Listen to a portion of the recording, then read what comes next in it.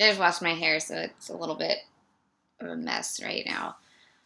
Okay, so I just wanted to do a quick review of, I'm sorry, the the Mystery of the Wax Museum, which I said I was going to watch because it's on the Blu-ray of House of Wax. And actually, I liked it more.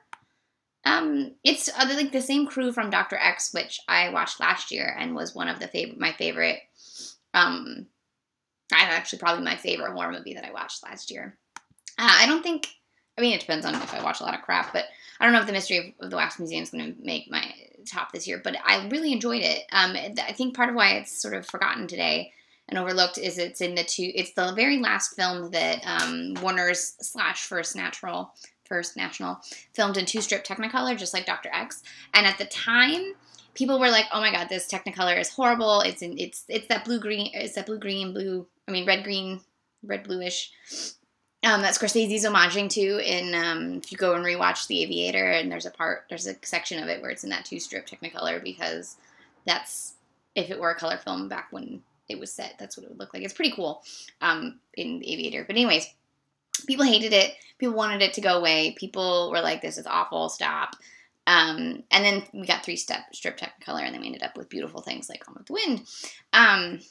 Alas, then, because Hollywood has a history of being like, "Oh, that's the past, let's leave it." The Mystery of the Wax Museum has a really interesting history about it. All the, it was thought lost for a while because they didn't know there was any prints, and Technicolor destroyed all their prints that they were holding for companies, and eventually they discovered in which Warner was it? Jack Warner's private vault.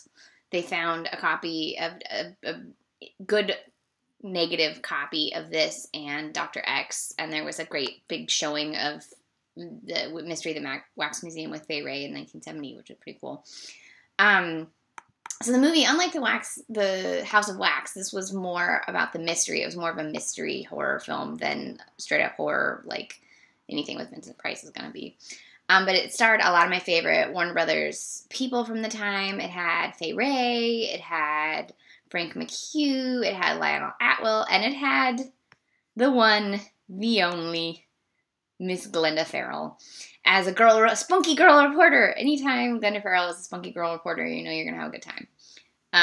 Because she's spunky. And oh my God, she made some movies with, what's her name?